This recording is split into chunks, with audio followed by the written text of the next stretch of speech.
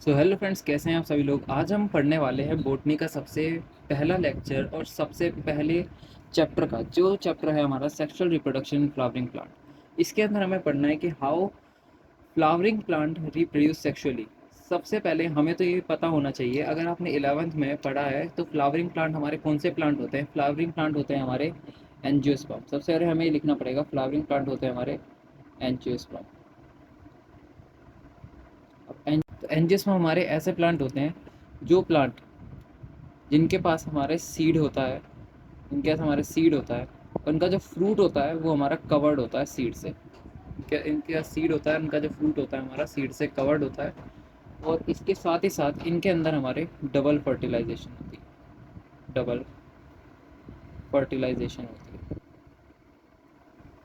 Fertilisation होती है। ठीक है, हमें ये चीज़ याद रखनी है, इसके अंदर फ्रूट होता है, सीड होता है, और इनका जो फ्रूट होता है हमारा कवर्ड होता है। हम इनका जो सीड होता है हमारा फ्रूट से कवर्ड होता है। इसके साथ ही साथ ये हमारे कैसे प्लांट होते हैं, फ्लावरिंग प्लांट होते हैं, इनके पास फ्लावर होता है। सिंपल सी बात, हम सबसे पहले चैप्टर के नेम को डिकोड करते हैं। और सेक्सुअल रिप्रोडक्शन होता क्या है, देखो सेक्सुअल रिप्रोडक्शन का मतलब है ऐसी रिप्रोडक्शन जिसके अंदर हमारे गैमीट का फॉर्मेशन होता है, जिसके अंदर हमारे गैमीट का फॉर्मेशन होता है। सिंपल है। सेक्सुअल रिप्रोडक्शन हमारा ऐसा रिप्रोडक्शन होता है जिसके अंदर हमारे गैमीट का फॉर्मेशन होता है, और उसके बाद हमारा गैमीट की फ्यूज़न होता है, गैमीट का फ्यूज़न होता है, और उसके बाद हमारे जाइगोट की फॉर्मेशन होती है। तो सबसे पहले अगर हम इस चैप्टर के नेम को डिकोड करें तो सबसे पहले इस चैप्टर के नेम से हमें ये पता लगता है कि सेक्सुअल रिप्रोडक्शन हो रही है फ्लावरिंग प्लांट के अंदर। इसका मतलब हमारे फ्लावरिंग प्लांट जो है वो हमारे गैमीट का फॉर्मेशन कर रहे होंगे, गैमीट की फ्यूज़न होएगी जिसको हम फर्टिलाइजेशन कहते हैं, फर्टिलाइजेशन भी कहते हैं, और उसके बाद होगी हमारी जाइगोट फॉर्मेशन। तो इससे हमें मोटा मोटा इस चैप्टर ये पता लगा कि सबसे पहले इसके अंदर फ्लावरिंग प्लांट होंगे, मतलब एंजियोस्पर्म होंगे। एंजियोस्पर्म ऐसे प्लांट होते हैं जिनके सीड जो होता है वो फ्रूट से कवर्ड होता है, जिनके अंदर डबल फर्टिलाइजेशन होती है, और इनके पास फ्लावर होता है। दूसरी चीज़ हमें पता लगी कि इसके अंदर सेक्सुअल रिप्रोडक्शन हो रही है, इसका मतलब इनके पास गैमीट फॉर्मेशन होगी, मतलब मेल और फीमेल गैमेट होंगे। इसके बाद इसके अंदर गैमेट की फ्यूज़न होगी, मतलब फर्टिलाइजेशन होगी, और इसके बाद जाइगोट फॉर्मेशन होगी। तो हमें चैप्टर के नाम से इतना तो पता लग चुका है। अब सबसे पहले बात ये बात आती है कि क्या, एक सवाल है कि flowering plant all flowering plant all flowering plant reproduce sexually only. सबसे पहले ये एक बात आती है, यहाँ पे इसके अगर दो ऑप्शन बनाए जाए, येस और नो, तो कि सारे जो हमारे फ्लावरिंग प्लांट हैं, मतलब सारे जो हमारे एंजियोस हमें सिर्फ सेक्सुअली रिप्रोड्यूस कर सकते हैं क्या, और कोई मेथड नहीं हो सकता रिप्रोड्यूस करने का। तो इस वीडियो को अभी पॉज करके कमेंट करो आपको क्या, आपकी इस चीज़ पे क्या राय है। देखो, देखा जाए तो हमारे सारे फ्लावरिंग प्लांट जो हैं वो सेक्सुअली रिप्रोड्यूस तो करते हैं, मगर अगर आपने कभी अपने आसपास के एनवायरनमेंट में कभी सुना हो कि जैसे गुलाब का जो पौधा होता है, उस गुलाब के पौधे में हम क्या करते हैं, उस गुलाब के पौधे की जो डंडी होती है, और उस डंडी को काटते हैं और एक गमले के अंदर लगा देते हैं इस डंडी को, और जैसे इस गमले के अंदर लगाते हैं तो एक नया गुलाब का पौधा यहाँ पे उग जाता है। तो होता क्या है कि गुलाब का पौधा क्या है, उसके पास एक फूल है, गुलाब उसके इसका एक फूल है, लेकिन तब भी वो क्या कर रहा है, वो वेजिटेटिवली रिप्रोड्यूस कर रहा है। तो इसका आंसर हो जाएगा नो। ऐसा ज़रूरी नहीं है कि सारे प्लांट जो है वो सेक्सुअली रिप्रोड्यूस करें। दे कैन, इसकी एक्सप्लेनेशन क्या हो जाएगी, they can also reproduce vegetatively. आप चिंता मत करो, अगर आपको यहाँ के अभी ये नोट्स लिखने हैं तो कोई आप लिख सकते हैं, बाकी अगर आपको ये नोट्स नहीं लिखने हैं तो मैं आपको नोट्स प्रोवाइड कर दूंगा, नोट्स भी प्रोवाइड कर दूंगा, इससे रिलेटेड जो क्वेश्चन होंगे वो भी मैं आपको प्रोवाइड कर दूंगा, और बाकी सारे एकदम हैंड रिटन और एकदम सुंदर राइटिंग में कलरफुल नोट्स आपको मिल जाएंगे, बढ़िया एकदम। तो अभी आपको टेंशन नहीं लेनी है, अभी आपको सिर्फ और सिर्फ समझने के ऊपर फोकस करना है, क्योंकि अगर आपको समझ आ गया तो आप बिना नोट्स के भी कोई सारे क्वेश्चन जो है वो कर सकते हो। ठीक है, लेकिन नोट्स ज़रूरी होते हैं आपको रिवाइज करने के लिए। लेकिन यहाँ पर हमने क्या क्या बात करी कि वो हमारे वेजिटेटिवली भी क्या कर सकते हैं, रिप्रोड्यूस कर सकते हैं। ठीक है, इसके बाद हमें ये देखना है कि आखिर ये अब जो हम बिल्कुल एनसीईआरटी के बेसिस पे चले तो हमारे एनसीईआरटी के अंदर हमारे एक लाइन लिखी हुई है कि एंजियोस्पर्म जो होते हैं वो मोस्ट डेवलप्ड प्लांट्स होते हैं, और वो अडेप्ट कुछ इस तरीके से अडेप्ट करते हैं ताकि वो क्या कर सके, देखो जो मैं आपको नोट्स प्रोवाइड करने वाला हूँ, नोट्स कुछ इस तरीके से, मैंने पहले से नोट्स बना रखे हैं। तो ये इस पूरी तरीके से एकदम बढ़िया तरीके से आपके नोट्स मिल जाएंगे। ये देखो आपको एकदम कलरफुल नोट्स जो है यहाँ पे मिल जाएंगे आराम से, ठीक है। तो सबसे पहले आपको यहाँ पर क्या देखते हैं, यहाँ पे देखो हमें क्या दे रखा है, देखो कि एंजियोस्पर्म जो है हमारे मोस्ट डेवलप्ड प्लांट, एंजियोस्पर्म जो है हमारे मोस्ट डेवलप्ड प्लांट्स हैं, ठीक है। And they adept to make sure the formation of end products of sexual reproduction seed and fruit. देखो इसका इसका मतलब क्या है समझते हैं। देखो इन्हें बोला जो एंजियोस्पर्म होते हैं, हमारे जो एंजियोस्पर्म्स होते हैं वो हमारे सबसे डेवलप्ड होते हैं, डेवलप्ड प्लांट है। अब देखो अगर आपने 11th क्लास में प्लांट किंगडम पढ़ा है तो हम सबसे पहले क्या पढ़ते हैं कि हमारे प्लांट्स के अंदर सबसे पहले आता है एल्गी, आता है एल्गी के बाद फिर आता है हमारा algae, bryophyte, pteridophyte, gymnosperm, angiosperm, है ना। तो ऐसे करते करते करते करते हमारा एंजियोस्पर्म आता है, और एंजियोस्पर्म जो आता है वो हमारा किस कब आता है, एकदम लास्ट में आता है। तो एंजियोस्पर्म जो है वो हमारे सबसे ज़्यादा डेवलप्ड प्लांट होते हैं। जब हमने जिम्नोस्पर्म के बारे में पढ़ा तो हमने पढ़ा था कि जिम्नोस्पर्म के अंदर जो उनका सीड होता है वो फ्रूट से कवर नहीं होता और वो फ्लावरिंग प्लांट नहीं होते। पर हमारे एंजियोस्पर्म सबसे डेवलप्ड प्लांट्स हैं, और ये क्या करते हैं, ये किस जिस कंडीशन में जहाँ पर एंजियोस्पर्म होते हैं ये क्या करते हैं, अडेप्ट करते हैं। अडेप्ट करते हैं किस चीज़ के लिए अडेप्ट करते हैं, कि इन अडेप्ट करते हैं सेक्सुअल रिप्रोडक्शन के लिए, सेक्सुअल रिप्रोडक्शन के लिए अडेप्ट करते हैं, ताकि ये मेक श्योर कर सकें, ताकि क्या कर सकें, मेक श्योर कर सकें formation of end products, formation of end products. And products कौन से होंगे, हमारे सेक्सुअल रिप्रोडक्शन के एंड प्रोडक्ट दो होते हैं। देखो हमारा जो ओव्यूल होता है, ओव्यूल जो होता है, जो अगर आपने 11th में थोड़ा सा ही पढ़ा तो आपको पता होगा ओव्यूल क्या होता है। तो हमारा जो ओव्यूल होता है, ओव्यूल से हमारा सीड बन जाता है, एंड प्रोडक्ट से क्या बनते हैं, seed and fruit.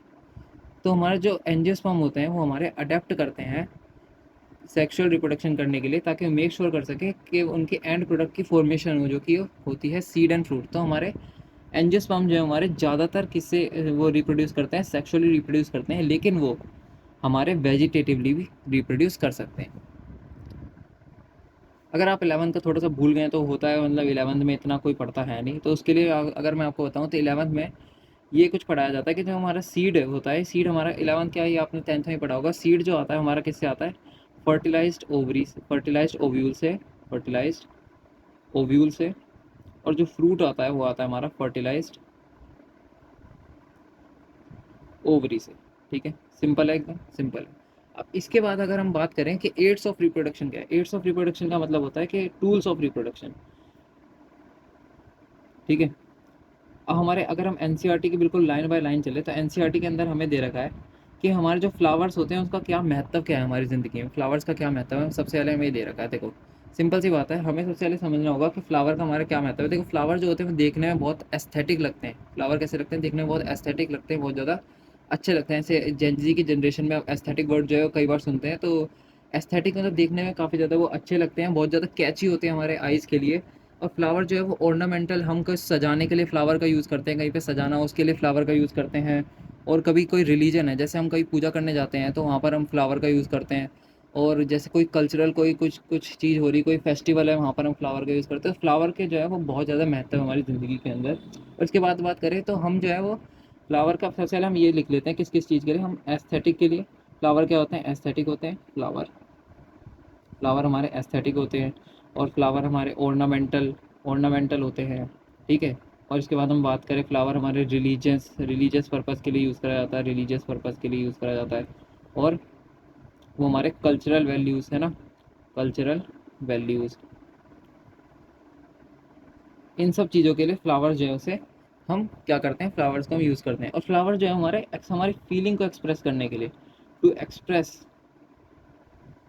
Our feeling, अपने हमारी फीलिंग को एक्सप्रेस करने के लिए। अब किस तरीके की फीलिंग को एक्सप्रेस करने के लिए, देखो जैसे मान लो कि हम कभी लव को शो करने के लिए, जैसे आपने कभी देखा होगा, आप जैसे टीवी में कोई भी अगर कोई भी आप फिल्म देखते हैं तो उसके अंदर अपने लव को एक्सप्रेस करने के लिए जो हीरो है या फिर हीरोइन जो है वो अपने क्या करते हैं, फ्लावर का यूज़ करते हैं। अफेक्शन को, जैसे आपका कोई दोस्त है, आपका वो आपके दोस्त ज़िंदगी में बहुत काम आया, उसने आपको कई चीज़ों में प्रेरित करा, तो आप उसको एक फ्लावर देके उसको ये जता सकते हो कि मतलब आप जो मेरी ज़िंदगी में बहुत इंपॉर्टेंट हो। तो इस चीज़ के लिए हम अफेक्शन के लिए, अफेक्शन के लिए हम क्या यूज़ करते हैं, फ्लावर का यूज़ करते हैं। तीसरी चीज़ अगर हम बात करें तो फ्लावर का हम यूज़ करते हैं, जैसे अब कोई हम दुःख मनाते हैं, जैसे कोई मर जाता था उसके आसपास जब फ्लावर के वो यूज़ करते हैं। और कोई शोक होता है, मॉर्निंग का मतलब होता है कोई शोक सभा होती है, वहाँ पर भी हम फ्लावर का यूज़ करते हैं। तो मतलब फ्लावर जो है वो कई जगह हमारी ज़िंदगी में डेली पर्पस में हमारा यूज़ करा जाता है। इसके बाद जैसे मिरियार्ड्स ऑफ फ्लावर, अब मिरियार्ड्स ऑफ फ्लावर हमारे एनसीईआरटी में एक वर्ड यूज़ करा है, मिरियार्ड्स ऑफ फ्लावर। मिरियार्ड्स ऑफ फ्लावर का मतलब क्या होता है? मिरियार्ड्स ऑफ फ्लावर, देखो सिंपल सी बात है, मिरियार्ड्स का मतलब होता है ग्रुप, ठीक है, या फिर फुलवड़ी। फुलवड़ी मतलब जैसे गुलदस्ता है, तो गुलदस्ते जैसे कहीं पे आपने देखा होगा बहुत सारे फ्लावर्स एक साथ उगे हुए होते हैं, तो उसको हम क्या कहते हैं? मिरियार्ड्स ऑफ फ्लावर। अब मिरियार्ड्स ऑफ फ्लावर से फ़ायदा क्या होता है कि जो मिरियार्ड होता है यहाँ पे बहुत सारे फ्लावर एक साथ होते हैं, तो इससे ये क्या करता है? पोलिनेटर को अट्रैक्ट करता है किसको? पोलिनेटर्स को। अब पोलिनेटर्स कौन होते हैं ये तो हम आगे पढ़ेंगे जब हम पोलिनेशन पढ़ेंगे। फिलहाल हम ये, हमें इतना तो पता है पोलिनेटर वो होते हैं जो पोलिनेशन में मदद करते हैं, मतलब जो मेल गैमेट को फीमेल गैमेट तक पहुंचाने में जो मदद करते हैं वो होते हैं हमारे पोलिनेटर। तो पोलिनेटर के लिए क्या करता है? उनको अट्रैक्ट करता है, जो कि बहुत सारे फ्लावर एक साथ होते हैं, तो पोलिनेटर्स जो है वो आराम से दूर से देख के, अब देखो जैसे एक कोई फ्लावर होगा कहीं एक खेत में, पूरे खेत में एक फ्लावर उगा हुआ है, तो उसको पोलिनेटर जो होगा, कोई मधुमक्खी होगी, उसकी नज़र इतनी नहीं जाएगी।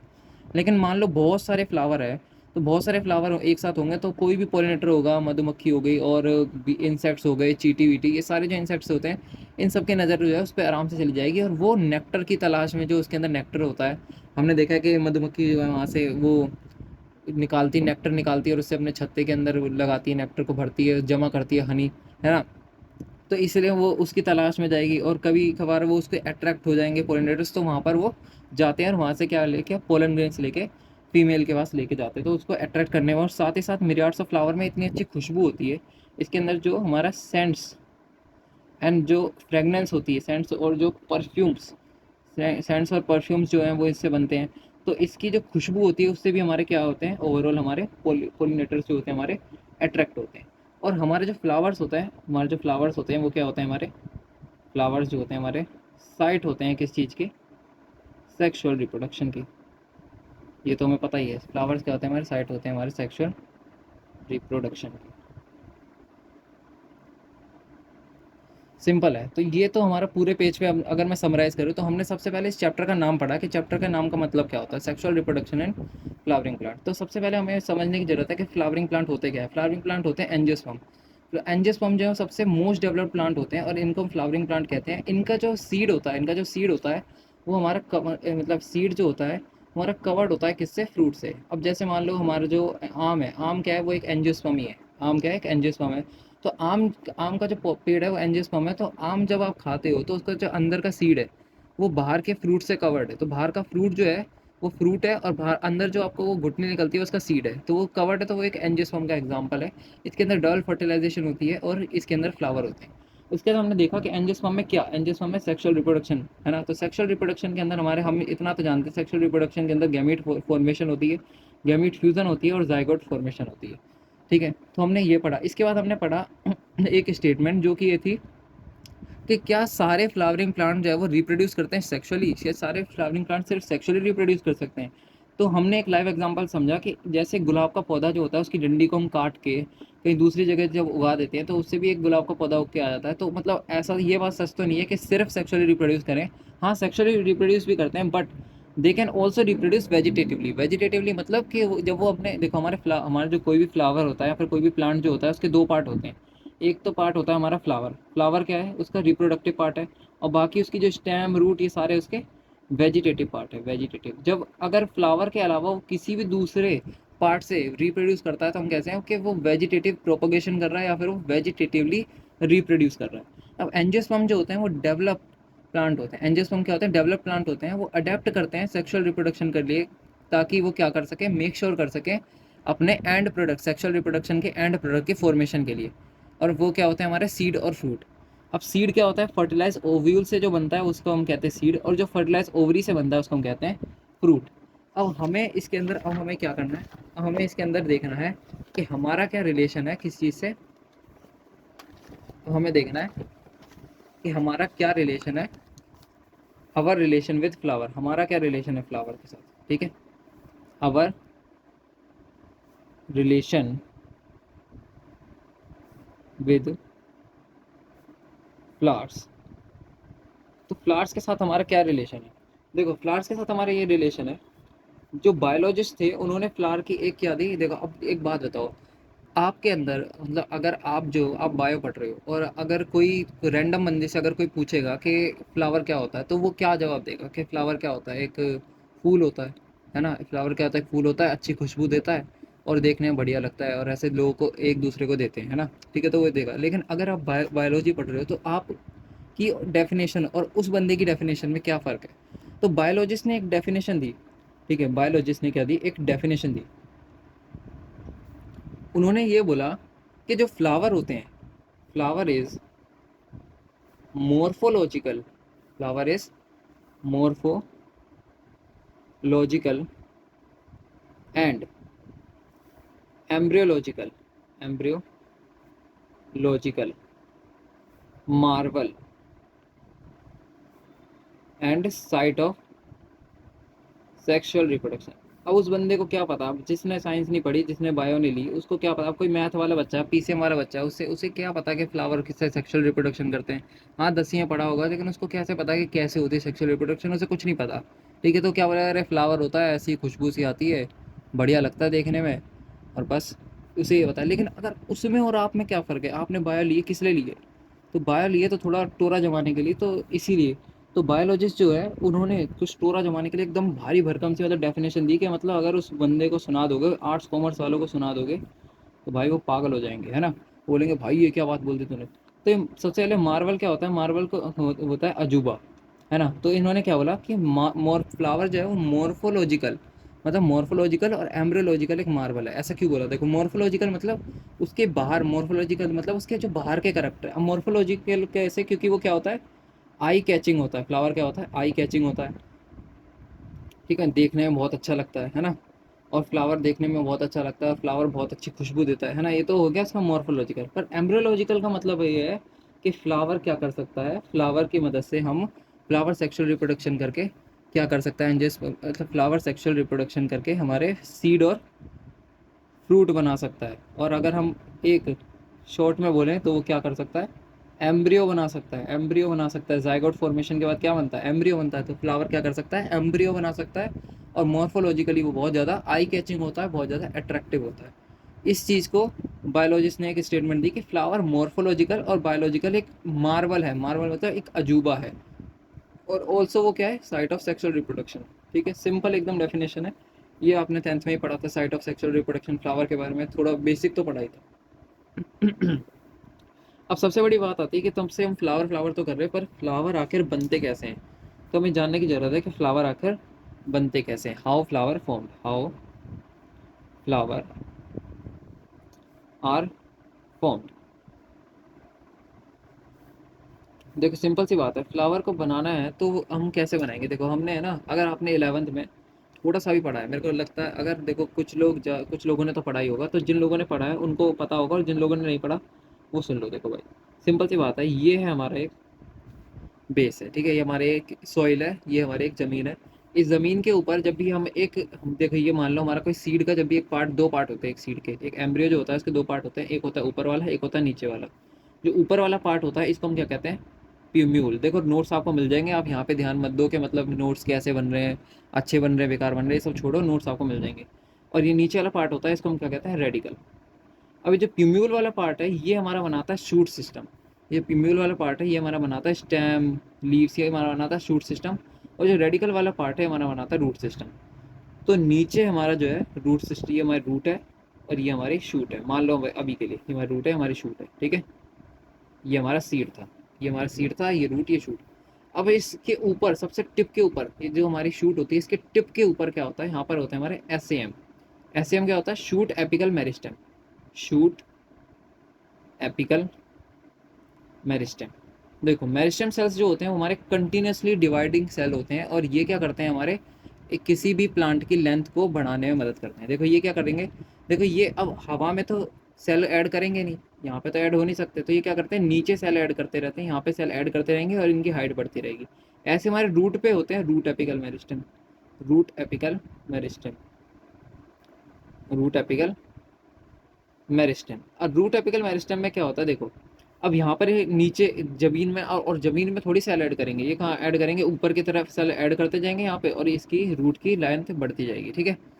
तो हमारा ऐसा कुछ होता है। अब इसके अंदर क्या होता है, जब भी एक फ्लावर डिसीजन लेता है कि भाई अब वो बड़ा हो गया है और अब उसे, मतलब जब भी एक प्लांट डिसीजन लेता है कि वो बड़ा हो गया है, अब उसे क्या करना है, एक फ्लावर को जन्म देना है, मतलब एक फ्लावर जो है अपने ऊपर खिलाना है, एक बढ़िया सा, बढ़िया दिखना है उसे, एक फ्लावर खिलाना है अपने ऊपर। तो वो क्या करता है, जब भी एक प्लांट जो है वो डिसीजन लेता है, डिसीजन लेता है, किस चीज़ का डिसीजन लेता है, टू फ्लावरिंग, फ्लावरिंग का डिसीजन लेता है, तो होता क्या है कि उसके अंदर सर्टेन हॉर्मोन्स रिलीज होते हैं। देखो सबसे पहले यहाँ पर हमारे उसके अंदर सर्टेन हार्मोन रिलीज होते हैं जो कि फ्लावरिंग में टेक पार्ट करते हैं, जो कि फ्लावरिंग में मदद करते हैं। अब ऐसा क्या होता है, देखो सबसे पहले ये तो हमारी रूट तो ऐसी रहती है। अब क्या होता है, देखो हमारे जो ये होती है, हमारी जो शूट होती है, इस शूट में बीच बीच में नोट्स के ऊपर ऐसे नोट्स होती हैं, बीच बीच में नोट्स होती है, उसके ऊपर हमारे अलग अलग पार्ट्स होते हैं। जैसे एक नोट से जो है हमारे फ्लोरल पार्ट्स कहते हैं, जो फ्लावर के पार्ट्स होते हैं ना, फ्लोरल पार्ट्स कहते हैं। एक पार्ट से उग गया हमारा सेपल उग गया, एक से हमारा उग गया पेटल उग गया, ठीक है, ये हमारा पेटल हो गया, ठीक है, एक से हमारा उग गया स्टेमन उग गया। अब इनसे इनके बारे में हम डिटेल में पढ़ेंगे, अभी ये समझ लो, ये हमारा हो गया सेपल, ये हमारा हो गया पेटल, ये हमारा हो गया स्टेमन, ठीक है। और ये यहाँ पर हमारा ये जो ऊपर वाला पार्ट है, यहाँ से हमारे उग गया एक फीमेल रिप्रोडक्टिव सिस्टम, जिसको हम क्या कहते हैं, पिस्टिल या फिर कार्पेल, ठीक है। अब ये होने के बाद हम क्या करते हैं, देखो इनके बीच का जो जो एक नोड है दूसरे नोड है, इन दोनों नोड के जो बीच का डिस्टेंस होता है, इसको हम क्या कहते हैं, इंटरनोड, इंटरनोड। इसके बाद होता क्या है, इसके बाद इनकी जो एक्सिस है वो हमारी क्या होती है, कंडेंस होती है। एक्सिस क्या होती है, कंडेंस होती है। एंड इंटरनोड जो होती है, इंटरनोड जो होती है वो हमारी शॉर्टन होती है, इंटरनोड जो होती है हमारी छोटी होती है। और यहाँ से छोटी होने के बाद क्या होता है, अब ये पूरा का पूरा एक क्या बन जाता है, फ्लावर बन जाता है। ये सारे छोटे हो जाते हैं, ये जो सारे हैं पास पास पास पास पास पास आते जाते हैं, और यहाँ से हमारा एक फ्लावर बन जाता है, जो कि हमारा एक ऐसे होता है। ये हो गया हमारा थैलेमस, और ये हमारा बन गया, ये हो गया, ठीक है।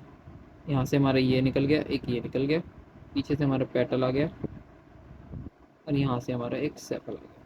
ये हमारा पूरा एक फ्लावर बन के तैयार हो जाता है। तो ये फ्लावर जो है, इसके अंदर हमारे क्या हो गए, मॉर्फोलॉजिकल चेंजेस हो गए, फ्लावर के अंदर हमारे मॉर्फोलॉजिकल लॉजिकल चेंजेस हो गए। पूरे प्लांट के अंदर ही हमारे मॉर्फोलॉजिकल चेंजेस हो गए। सबसे पहले फ्लावर हमारा कैसे, एक बर्ड की फॉर्म में, एक बर्ड होती है, इस बर्ड से हमारा क्या बन जाता है, एक फ्लावर बन जाता है। अब इस फ्लावर जो है ये हमारे कुछ सर्टेन हार्मोन, मतलब जब भी हमारा जो है, जब भी हमारा प्लांट डिसीजन लेता है फ्लावरिंग करने का, तो एक सर्टेन हार्मोन जो है उसको मदद करते हैं। अब वो हार्मोन कौन कौन से होते हैं हम वो देख लेते हैं। देखो दो हार्मोन होते हैं, एक तो होता है हमारा इथाइलिन। इथाइलिन क्या होता है, देखो इथाइलिन क्या करता है, ये इनिशिएट करता है। इथाइलिन जो है हमने plant growth and regulator class 11 के अंदर पढ़ा था। अगर आपने नहीं पढ़ा तो आप कोई भी, मतलब किसी भी चैनल की, मैं नहीं कह रहा कि मतलब मेरे चैनल की, मेरे चैनल पे तो मतलब ये पहली वीडियो है, आप किसी भी चैनल की वीडियो पे जाके देख लीजिए। इथाइलिन मतलब जो प्लांट ग्रोथ एंड रेगुलेटर, कोई भी आपको वन शॉट मिल जाए तो वहाँ से जाके आप पढ़ सकते हैं, अगर आपको पढ़ना है तो, अगर आपके पास टाइम है, वरना आप 12th पे फोकस करें, ठीक है। अब इनिशिएट करता है, क्या करता है, इनिशिएट करता है फ्लावरिंग इन प्लांट्स, प्लांट्स के अंदर क्या करता है, फ्लावरिंग को इनिशिएट करता है। और दूसरा होता है हमारा ऑक्सिन। ऑक्सिन क्या करता है, हमारा प्रमोट करता है। ऑक्सिन क्या करता है, प्रमोट करता है। क्या करता है, प्रमोट, फ्लावरिंग को प्रमोट करता है, फ्लावरिंग इन प्लांट्स। तो सिंपल सी बात है कि हमारा जो फ्लावर है वो कैसे बना। तो यहाँ तक हमने पढ़ लिया। अब इसके बाद हमें देखना है कि हमने ये फ्लावर तो बना लिया, फ्लावर के अलग अलग पार्ट्स कौन कौन से होते हैं।